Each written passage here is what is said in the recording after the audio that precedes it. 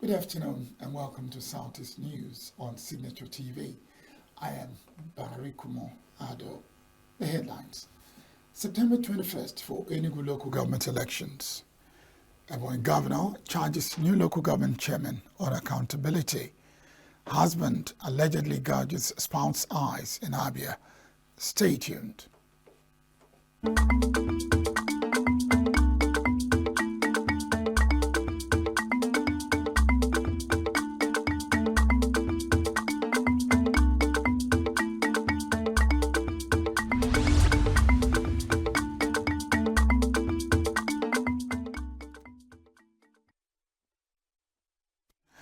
The Enugu State Independent Electoral Commission (NSEC) says September 21 date for local government elections in Enugu State remains sacrosanct.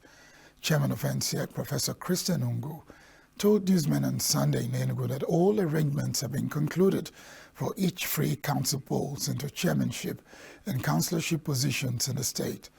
Ungu said that the commission is following its timetable and have the necessary financial support from the state government to ensure a resounding successful polls.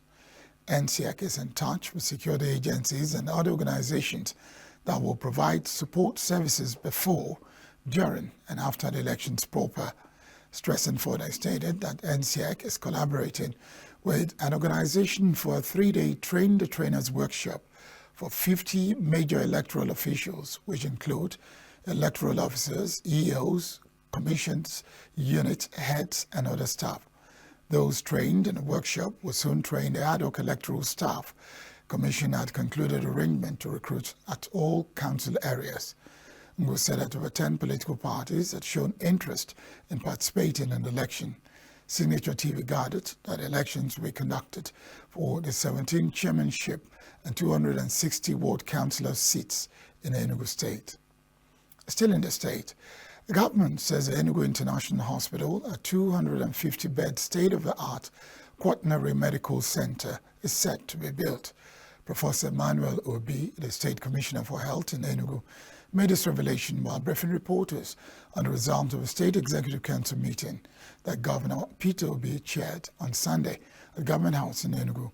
According to Obi, the hospital is compliant with administration's pledge to stop medical tourism and make the state the first choice for travel, business, investment, and residents. In addition to offering first-rate, highly specialized medical care, the commissioner stated that the Enugu International Hospital, which will be located in the center of Enugu City, will also function as a citadel of medical research and training. Obi also said that the meeting discussed measures to checkmate the Mpox disease, which he said had become a major international concern, adding that the Executive Council directed a scale-up of awareness campaign on the disease. Enugu Peter Mba has renamed the newly reconstructed Obinago Road in honor of a legendary highlife musician, gentleman Mike Ejeagha, to his name. This gesture is part of the state government's effort to celebrate Ejeagha's significant contributions to the cultural heritage of Enugu. He emphasized the importance of recognizing and honoring the achievements of a 93-year-old musician. Following the road renaming, Governor Mba visited Mike Ejeagha at his residence. We expressed the state government's deep appreciation for Ejeagha's lifelong contributions.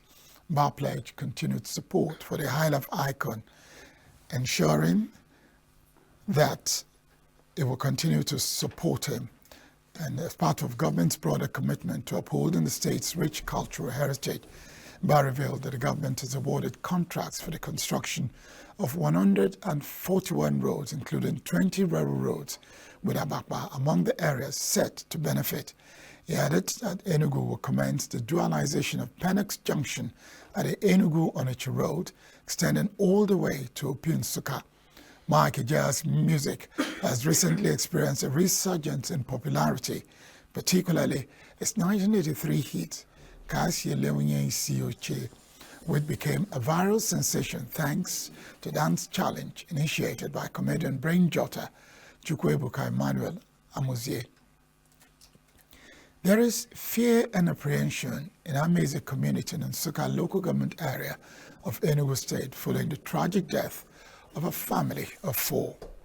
incident, which occurred on Sunday, September 1, 2024, has put the entire community into deep mourning. The victims, including a woman, our daughter, mother and sister, died in their sleep. It was gathered that the 4 victims had shared a meal the previous night before going to bed. Traditional ruler of the community, His Royal Highness Igwe Felix Ugu, confirmed the tragic incident on Monday. According to the monarch, one of the victims, identified as Mama Chijoke Ameze, had brought her ailing mother into her home and had been caring for her before the mysterious incident claimed the lives of her mum, our sister, and her daughter. The monarch said that although officers from the Nsukka Police Division have taken the victims to the hospital for autopsy and investigation, Ugu also said that the community is making efforts to determine what could have led to this tragedy. The 13 local government area council chairmen have been sworn in by Ebonyi State Governor Francis Nwifuru. Swearing-in ceremony took place at a Christian Ecumenical Center in Abakaliki on Sunday. Nwifuru said that the local government autonomy will be both financial and administrative, charged the newly elected chairmen to rise to their responsibilities. The governor tasked them to ensure that they take good care of stakeholders and appointees of the government, including the ward councillors and traditional rulers, so as to continue supporting the peace and unity of the state. Nwifuru also stressed that the chairman's duties also include service to the stakeholders, and the stakeholders are the youth, the elders, and the women. Empower them and make them comfortable. Equally enjoined them to take the issue of infrastructural development seriously, as the state is still on infrastructural struggle, and called on them to be humble and positive in management of their resources. The governor warned against imposition of traditional rulers on communities, adding that time has passed when custodians of the tradition of the people were married to one wife or catechists in the church. Cautioned communities to stop involving those who have no deep knowledge in such a position, as its consequences were detrimental to the growth of a state. In their remarks, the member representing Ikwo Eza South Federal Constituency, Comrade Chinedu Oga, the representative of National President of the Association of Local Governments of Nigeria, ALGON, and Kaduna State Chairman, Mr. Abubakar Buba, and his Ebonyi State counterpart, Mr. Ogodo Ali Nome, described the approval of local government autonomy as a good omen and thanked Governor Nwifuru for implementing the law. The First Lady of Abia State, Mrs. Priscilla Oti, has said she is deeply saddened by the case of a man who allegedly gouged out his wife's eyes for ritual purposes on Sunday morning in Umuahia. Lawrence Uzo, an aluminium worker from Uwichieze in Bende local government area, but living at Adiele Estate in Umueze Beku in Umuahia North, and at about 1 a.m. used a knife to remove the wife's eyes as she was asleep.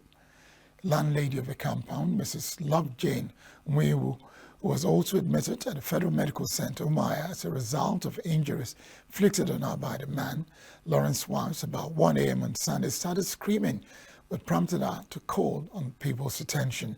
Speaking at the Federal Medical Center where the victims are being treated, Mrs. Oti said she was deeply saddened by the incident, stated that it is a terrible case of violence, attempted murder, and violence, adding that she would take immediate action to ensure Mrs. Lawrence was well and protected. The victim's sister, Ijamo Okbokiri, and her cousin, Chioma Okbokiri, both from Emede Ibeku, pleaded with the Inspector General of Police and the government at all levels, particularly the Abia State Governor, Alex Oti, to look into the matter to also help her sister to recover. That's the news. We're taking a short break, and when we come back, we'll be talking about child protection and welfare. Stay with us.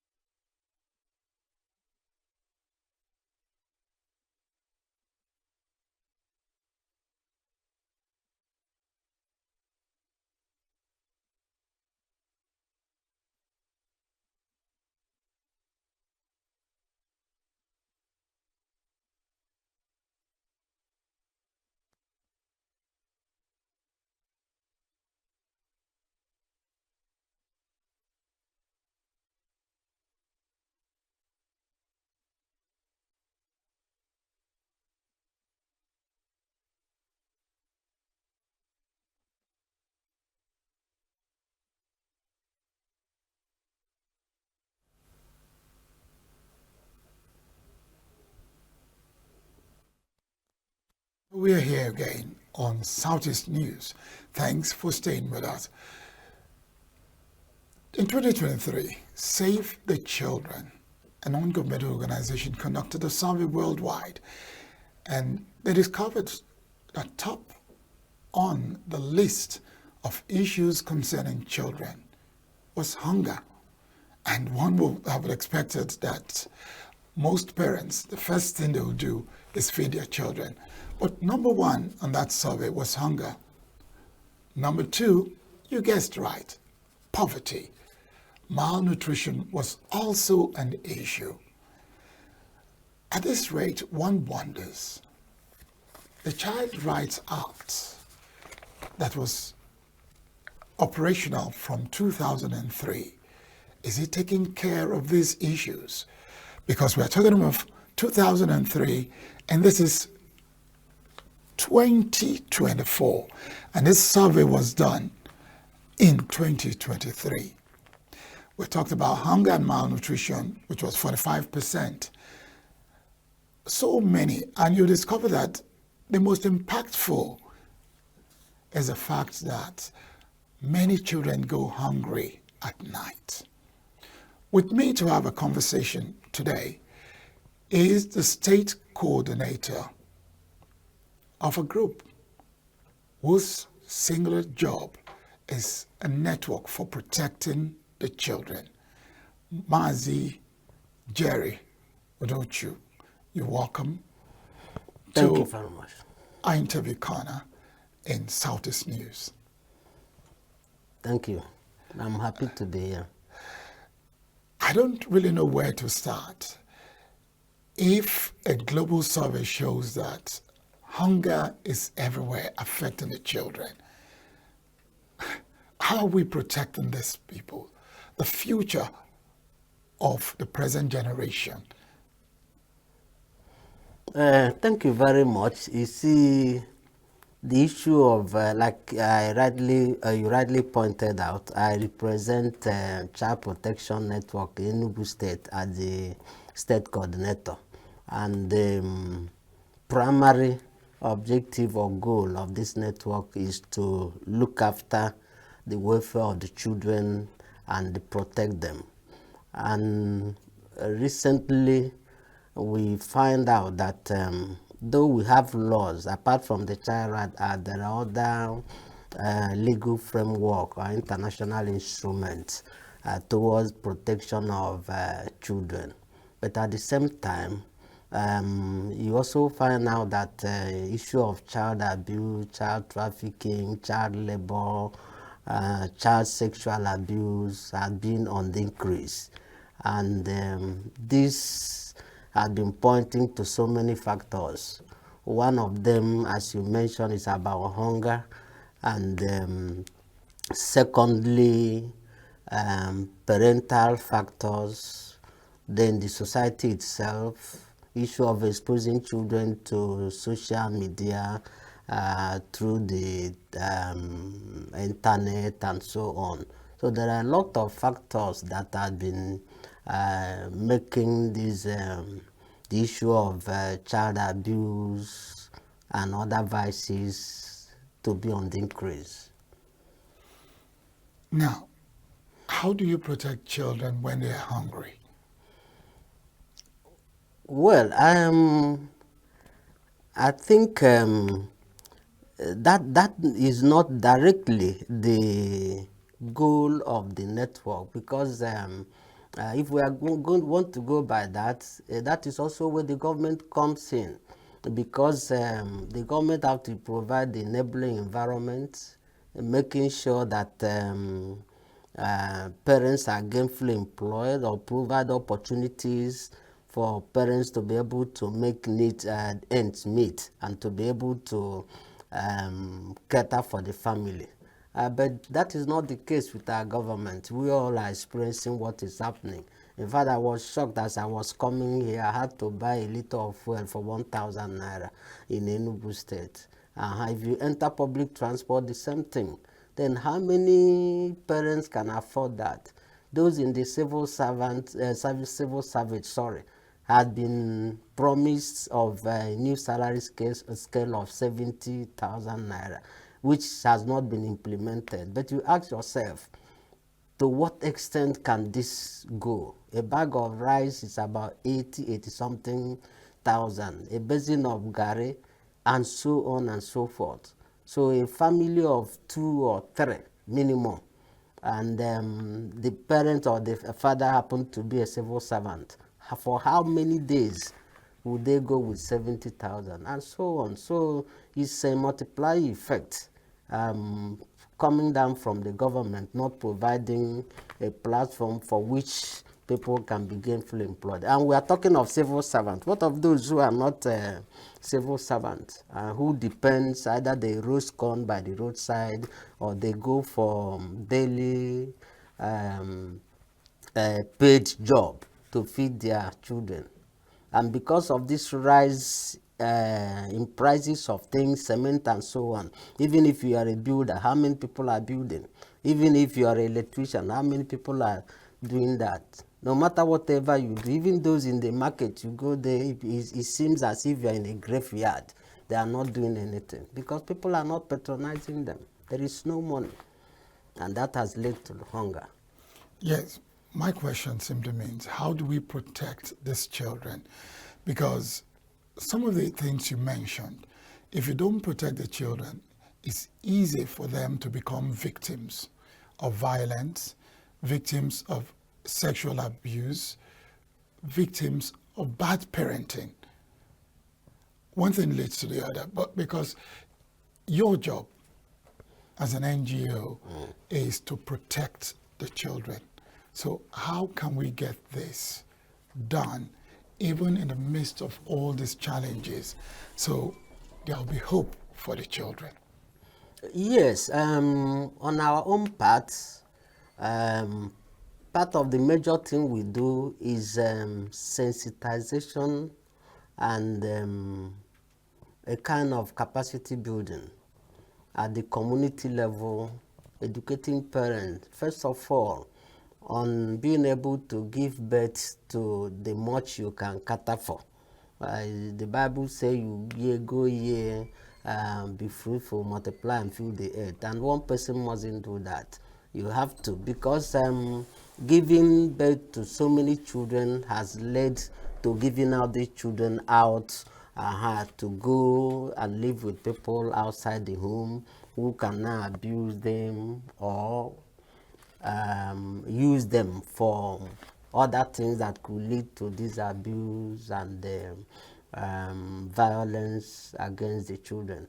So that is one thing we do. Again, too, we deal with religious leaders too, talking to them on the need to preach this from the pulpit, letting parents know their roles and what they should do. We also organize workshops for teachers too, because most of this child abuse, you have to see, it has to come from the educational environment.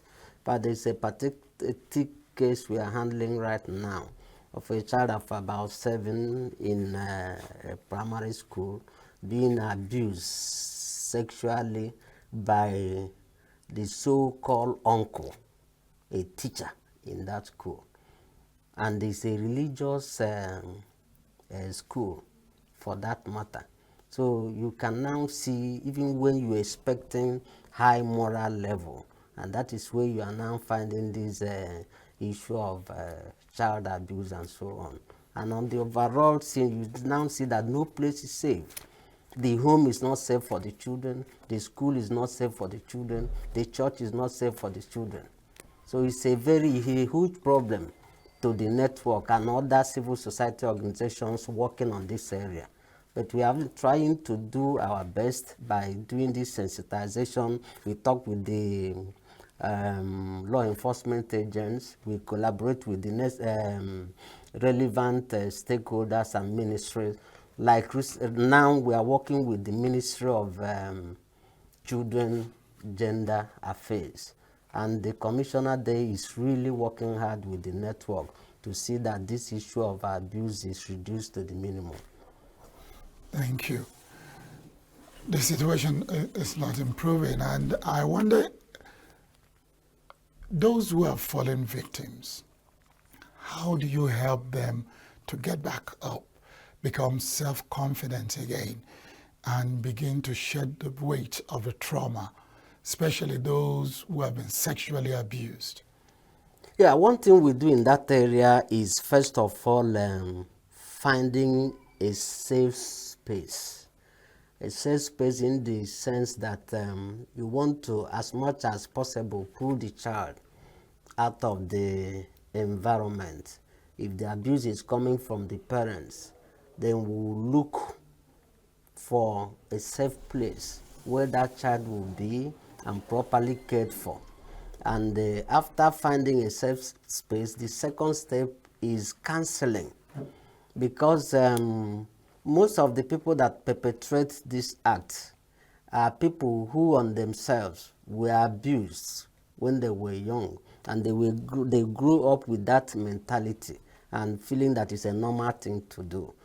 So if that abuse is coming from home, it's first of all to pull the child out and be able to keep the child in a safe place. Then we now start a process of recovery, and that process of recovery means involve counseling on day-to-day basis, trying to let the child know what you're experiencing is abnormal. It's not something that is morally upright. And they try to let the child know that he should not grow with that impression that something like that is just common in the societies and a normal thing to do. That's what we do. Now, let me ask a question that may sound absurd. How do you determine a safe place? Because from part of this conversation, you've told me a church is not safe. Homes are not safe. Schools are not safe. So how do you determine a safe place? Well, we work with necessary or relevant agencies and stakeholders like NAPTIP. NAPTIP is one of those that have what we call safe place, and they collaborate with orphanages and motherless babies home and so on and so forth. I know of some cases I've handled, one from Ehamufu and so on, and involve about 3 small kids. And immediately I contacted the NAPTIP. They were quick, and on the spot were able to take those children, and we would take them to this Mother of Christ, where they have motherless babies home, and they were accepted immediately. So we have connections, and we work with such, collaborate with such agencies, and when we have issues like that, we go. We also have Tamasak too, though their own is a temporary shelter. Then the Ministry of Children, Gender Affairs is working seriously. As I'm talking to you, the governor, with the collaboration of the ministry, especially Mrs. Eni, the commissioner, are working so hard to renovate the rehabilitation center and put so many facilities in place so that it could be conducive when children have such a problem. Okay, have we ever had situations where you have relocated them to such safe places and maybe over time they are good enough to be reintegrated or resettled? Yes, particularly my organization has handled 1 or 2 cases, and the case of abusing a child sexually, and it was so traumatic for the child. We have to rescue her, arrange for a safe place, and not only keeping the person, we pay regular visit to find out. And at times, you know, we work as NGOs, and all our projects are being funded. And if we have funds that relate to that, we also support materially. And until when we feel that the child is okay, we will now start the process of its integration, returning the child either to the parents and so on. And you see what we said earlier about poverty. Poverty has created room for some of these problems. When parents, some of them in the villages, they will give out their child with the promises that they will be going to school in the city and so on, only to end up hawking pure water and so on. And that's against the Child Rights Act. Exactly. That is the point. That is the point. I remember years ago when we had the funding, during school hours, we will use our car to Old Park and so on. Looking, any child will see either hawking granite or pure water or so on. We bundle the person. We want to see your parents. We want to see who you are living with and so on. And through that means we were able to reduce that. And presently the Ministry of Children and Gender Affairs also have a task force on that. They move around, arrest the children. They want to know their parents. They want to know who sent them to hawk during school hours. So are you saying they can hawk after school hours?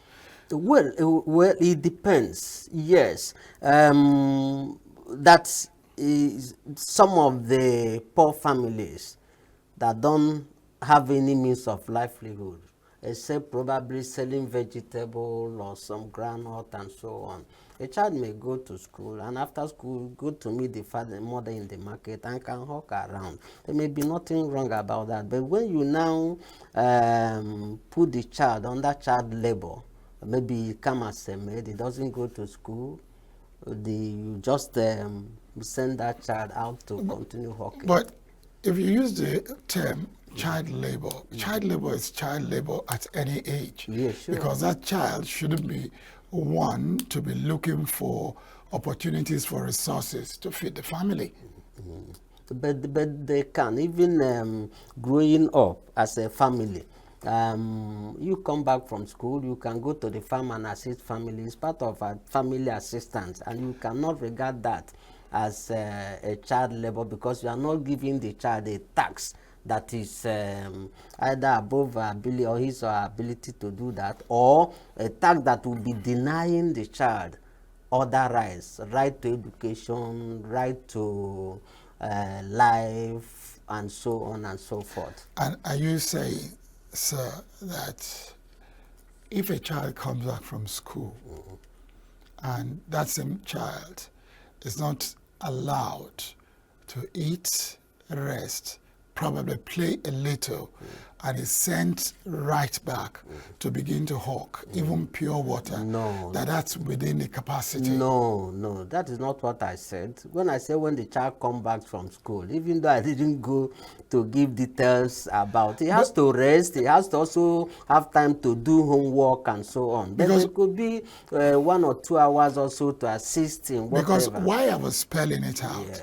I am sure along the line you must have come across victims exactly. who, as they are coming back from school, they are going back straight to the field. That is totally wrong. That is totally wrong and against the Child Rights Act.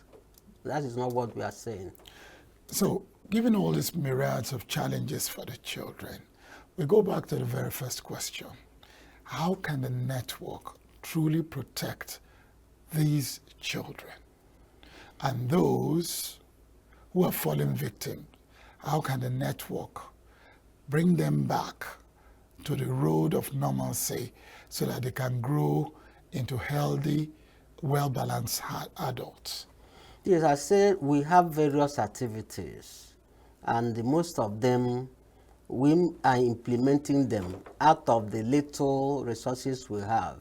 But if we have a good funding, I think we can also do more than that. Like I said, we have linkages like with the Ministry of Children Affairs and so on. Depending on the problem of the child and the nature of abuse, we exactly know where we are going to channel it and how we are going to assist. Who is the relevant organization to help? Does he need accommodation? Does he need counseling? Does he need reintegration to the family? What is the problem? Is the particular problem of the abuse that dictates the step to take? And that is why it's a network. And apart from being network, that network also extended our tentacles to other relevant agencies. Like if there is an issue now involved NAPTI, just a phone call across, either to Tuchuku or any staff of, immediately we will take action, either take the child there or they will come for rescue operations and so on. And they also have this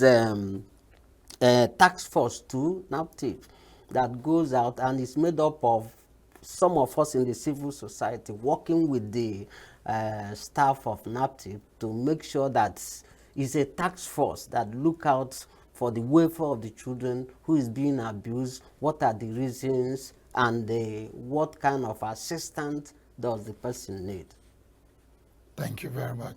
So before I let you go, can you give us a bit of statistics on the number of children that have become victims and have been rehabilitated over time by the Child Protection Network? Because once one person is rehabilitated and fully reintegrated, it gives hope to all of us. Yeah. I cannot really give a specific number now, because the network is a network of civil society organizations, and we also work in our various NGOs. Like personally, I work with CDOC Nigeria. I can give you straight. You can talk about CDOC. Does and so on. But cumulatively, once in a while, we'll put up a report from various organizations, what we have done so far, and how many people have been affected, and what step we have taken, and what outcome or impact have we achieved. We do that, but I can't give the specific What of for CDOC? Yes, CDOC on for the first half of this year, between January and now, I know we have handled about 15 cases relating to child abuse, but out of these 15, 3 has been really reintegrated to the family, and 2 outstanding is being housed by NAPTIP, like the one I told you happened in Hamufo and so on, and NAPTIP took them to Mother of Christ orphanage, and they are still there. Yes. All right, then. We want to believe that given the grim picture in 2023, 2024 will be a little better as we keep marching towards the goal of protecting the children. Well, it is our prayer, a prayer and hope that it will. But to be sincere, and looking at the way the economy is, I don't see any green light coming in maybe reducing drastically the incident of this, because a lot of factors cause this. Many people have been frustrated, and they engage themselves in substance abuse, drug abuse, and most cases we have of this child abuse, sexual abuse, you find out that at the end of the day, you find out that the perpetrators, most of them are involved in drugs. And under such situation, they will lose sense of reasoning and maybe involved in the act. So with the way things are going, we just pray God intervention, we will achieve it. But on our own part, we will not rest. We will do our best. Thank you very much. State Coordinator, Child Protection Network, Enugu State. Yeah. And that's talking about Mazi Jerry Udochu. Thank you for coming on to Southeast News. It's my pleasure. And it's just that this information came suddenly. I'm also expecting going forwards, if I'm given such opportunity and time, I will come with so many statistics to buttress what we have been doing. You don't have a problem about that. Yes. Thank you. Pleasure is mine. It's my pleasure. We're taking a break now. When we come back, we'll take you on a short journey. This time, talking about setting the agenda.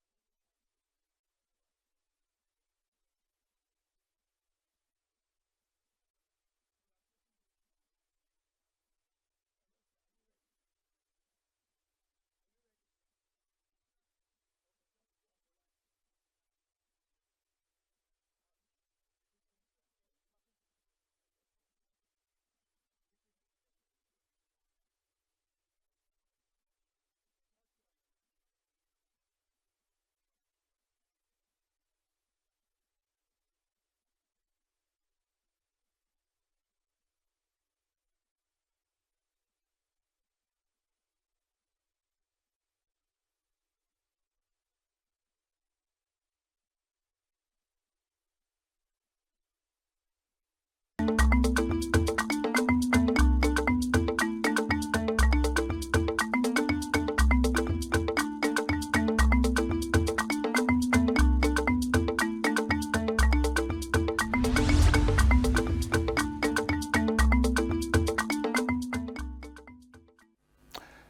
the first day of September, some lucky local government chairmen were sworn in. Why am I using the word lucky? Simply because they won the election. But it's now time to show the stuff they are made of. In Ebonyi State, the governor, while swearing them in, gave them a charge that appears simple, but it is a big charge. Why is it big? You'll find out as we continue the conversation in setting the agenda for the local government chairman in Ebonyi State with Comrade Ikechukwu Nwafo. Hello, sir. Hello, thank you. And Comrade Ikechukwu Nwafo is the immediate past NLC chairman in Ebonyi State. Comrade, how are you doing today? I'm doing fine, my dear brother. I'm glad you are on with us on Southeast News. Thank you for having me. Now, one of the charges that was given to the local government chairman was that of accountability. Yes. Another was to ensure that the infrastructure should be built that it is lacking in Ebonyi State. So, basically speaking, where do we go from here? Knowing that in terms of infrastructure, though a lot has been done over the years, there's still much more to do in Ebonyi State. How do we set the agenda for this local government chairman? Looking at it in terms of the needs of the people. It's all yours now, comrade. Thank you very much. In fact, I think it is a good one that we discuss on this issue because of its importance presently. I must tell you the truth that in Ebonyi State, as it stands, yes, the new local government chairman have been sworn in by the governor of the state and charged them to very much accountability. But not just that. It is not just about that they should make sure they also bring development to the rural areas. That is the major thing they were asked to do, to make sure that they stand in the gap between the commoners from the rural areas and the government. And in Ebonyi, there has been a standard that is going on. As being produced by the governor, what we call Community Charter of Demand. That Community Charter of Demand is a process by which community-based rural development is being achieved. And we are asking the local government chairman that the best thing they could do is to key in on that Community Charter of Demands. The Community Charter of Demand is a process whereby the community leaders, like the traditional rulers, town union president, youth leaders, women leaders, are being brought together to give out their priority project demands so that it will be captured in the budget of the states. This is what has been going on in the state since the present administration came on board. In fact, we are urging the local government chairman to follow suit by raising up a local community charter of demand, whereby they should do things needed by the community, the various communities under their local government, not what themselves as a chairman want to do. If they base on a local community charter of demand, of course they are going to do well. For example, sir, with due respect, you will know that there are a lot of things that is going on within the country presently that were not there before. And our community-based young people are involved. For example, in all the secondary schools that in Nigeria today, they do what is called WAEC, and after that, they were expected to write JAM to go into universities. Today, JAMs are being written through ICT. How many secondary schools in the villages have ICT training to train these children that will write JAMB? So it's obvious that the students coming from the villages, various local governments, will not have access or the train to write JAMB. We urge this community, the local government chairman, to establish such ICT training centers in the various secondary schools in the local government, within their local government. Then you talk about access roads. In so many communities in Ebonyi today, if not for the fact that the present administration, the governor, started doing 2-kilometer road in every community. But you know, it's not enough. The local government chairmen are supposed to also look into such programs. Have access roads within the various communities. If they actually work with the community charter of demands, whatever that is being done by the communities, they will pass through the budget office and as well be captured in the budget and will be made to various MDAs and ministries to uphold those projects and make sure that it's being done. So these are the issues that we are expecting the local government chairman to focus more on. And I believe because the state governor insisted that they must go into rural development. So if they actually do that, certainly there will be a good disposition in Ebonyi State. Thank you so much. But the big but is, given that they need to do certain things to get things going, you mentioned ICT. Yes. Is it just the provision of the computer systems?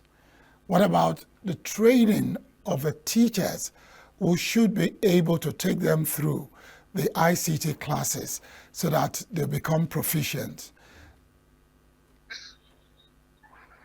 Are you there? I'm still here with you. No.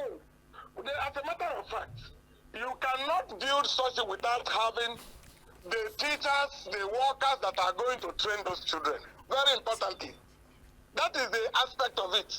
And do that through the Ministry of Education. The Ministry of Education will handle such things. Doing access roads in various communities has to do with the Ministry of Works. The various communities also need water. Drilling boreholes for them is very important. In the Ministry of Electricity, in the Ministry of Power and Energy, they do solar energy in various communities, which will also help in security. These are the things. Even those ICT centers they should build, they should use the solar energy and power it to make sure that it's functional. So these are the areas we expect them to make sure something is being done. Even the schools in various communities in the villages are dilapidating. They should also look into it. Because what those things, we have them in the various communities and they are functional. Of course, the cities will be decongested. People will prepare to stay at home and go through their education at the local level. So they should employ, because before now, local government to do employment. But today, we find it difficult for them to do such things. And the state cannot do everything for them. All these things we are mentioning have been before now. Most of them, the works of various local governments. And thank God today, we were told, and I believe it's real, that the local governments have gotten their autonomy. With that autonomy, they have no excuse not to do the necessary things in various communities under their local government. Ikechukwu, My dear. comrade, I want to subscribe to some of the things you are saying, but you forget that Ebonyi is one state known for production of food. Yes. But they also have the problem of flooding. So how can these local governments, in partnership with the state government and the federal, ensure that we don't have the floods before they begin to intervene? Thank you very much. The issue of flooding in Ebonyi is peculiar. Of course, every community has its own peculiarities. The peculiar in the sense that the areas of Afikpo, where the river cut across with, normally have that flooding. Majority of part of Ebonyi State don't have flood problem. It's about 2 local governments only that has that flood problem in Ikwo and Afikpo North. That is the 2 local governments that is having flood issue in Ebonyi, mainly. Then, if they should partner with the state government, which is very, very important, in order to develop agriculture, we have land in Ebonyi. We produce food. But I must tell you the truth. If not for a few roads done by the past governor, then this present governor immediately swung into action in doing access roads in various communities, where people can as well be able to bring out their food products to the cities. And that is what we're saying, that the local government, because this state cannot do all these roads, the local government at their own level, at the local level, should create access roads to majority of the areas where this food are coming from. And other people come out with their food. So it is a matter of priority. If the local government chairmen are ready and willing, which I believe because they were charged to do so, they have to prioritize all these areas. Access roads, producing borehole waters to various communities, building health centers, because health is wealth. These are the things, of course, they should do. Thank you very much. Thank you very much. Comrade, Yeah. before I let you go, Thank you. you have set a path for the local government chairman to follow. And if they follow it, knowing that they have a charter with each community that makes up the local government, they are going to make amazing progress for everyone to see. But one issue in local politics is the issue of stakeholders. And we're also told to listen to stakeholders. Why are you laughing? Thank you very much, my dear brother. Well, those things are self-made issues. Of course, listening to the stakeholders does not stop you from doing what the community wants. If you are doing what the community wants, the community people will stand by you and make the stakeholder to know that the right thing has to be done. That is it. When the traditional rulers, the union president, the youth and all that stood by you in a particular program or project, whatever stakeholder cannot stop you from doing the right thing. So if a chairman that knows his onions knows the right thing to do, it doesn't stop you for whatever the stakeholders want. All you need is to do like the governor charged them to make sure that the stakeholders are being taken care of. Yes, but it will not stop them from doing what the community, what the local government people, all the rural area people needed. Going to the hinterland to make sure you know what is their problem. A stakeholder is living in Abuja, hijacking what is happening in the local government. It does not give a good situation for the people. Okay then. Comrade, Yeah, dear. it's time to go. But before I do, you didn't mention about how monitoring will take place, because if the communities do not monitor to ensure that projects that are to be located in their various communities are done as and when due, what happens? Hello, comrade.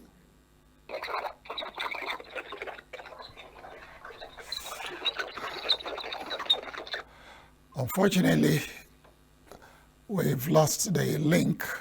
Need to say it's sad, but we just have to go. I need to say thank you very much for watching Southeast News today. We'll be back tomorrow. Barry Kumo, out of his my name. Have a great day.